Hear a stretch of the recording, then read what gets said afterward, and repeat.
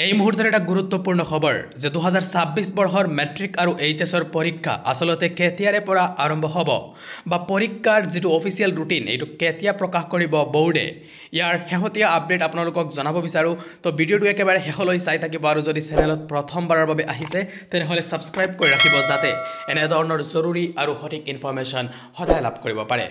তো আপোনালোকক দেখাই দিব বিচাৰো প্ৰথমতে যে যোৱা বছৰ মেট্ৰিকৰ পৰীক্ষা আৰম্ভ হৈছিল 15 ফেব্ৰুৱাৰীৰ পৰা আপোনালোক সকলোৱে গম পায় আৰু এইচএছৰ পৰীক্ষা আৰম্ভ হৈছিল 13 ফেব্ৰুৱাৰীৰ পৰা আৰু এই যে পৰীক্ষাৰ অফিচিয়েল ৰুটিন যেটো এটো যোৱা বছৰ মেট্ৰিকৰ ৰুটিন প্ৰকাশ কৰিছিল বোৰ্ডে 25 নৱেম্বৰ তাৰিখে আনহাতে এইচএছৰ চূড়ান্ত পৰীক্ষাৰ যেটো অফিচিয়েল ৰুটিন এইটো প্ৰকাশ পাইছিল 26 নৱেম্বৰ তাৰিখে তো এইবাৰো শেহতীয়া যেটো খবৰ এই খবৰ অনুসৰি এইবাৰো মেট্ৰিক আৰু এইচএছৰ পৰীক্ষা পূৰ্বৰ দৰেই ফেব্ৰুৱাৰী আৰু মাৰ্চ মাহতে অনুষ্ঠিত হ'ব অৰ্থাৎ ফেব্ৰুৱাৰী মাহতে মেট্ৰিকৰ পৰীক্ষা আৰু ফেব্ৰুৱাৰী মাহতে এইচএছৰ পৰীক্ষা আৰম্ভ হ'ব পৰীক্ষা কোন তাৰিখে আৰম্ভ হ'ব এইটোৰ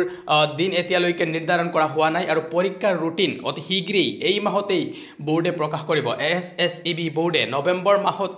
ৰুটিন প্ৰকাশ কৰিব এইচএছৰ চূড়ান্ত ৰুটিন আৰু এইচএছএলচিৰ চূড়ান্ত ৰুটিনো নৱেম্বৰ মাহতেই প্ৰকাশ কৰিব তো এইটো হৈছে এই মুহূৰ্তলৈতে শেহতীয়া খবৰ যে মেট্ৰিক আৰু এইচএছৰ পৰীক্ষাৰ ৰুটিন এই মাহতেই প্ৰকাশ কৰা হ'ব আৰু পৰীক্ষা পূৰ্বৰ দৰেই ফেব্ৰুৱাৰী মাহতে আৰম্ভ হ'ব আৰু মাৰ্চ মাহলৈকে এই পৰীক্ষা চলিব মেট্ৰিক আৰু এইচএছৰ পৰীক্ষাৰ যেটো শেহতীয়া খবৰ এইটো হৈছে যে মেট্ৰিক আৰু এইচএছৰ পৰীক্ষা আগৰ দৰেই বা যোৱা বছৰৰ দৰেই ফেব্ৰুৱাৰী মাহতেই অনুষ্ঠিত হ'ব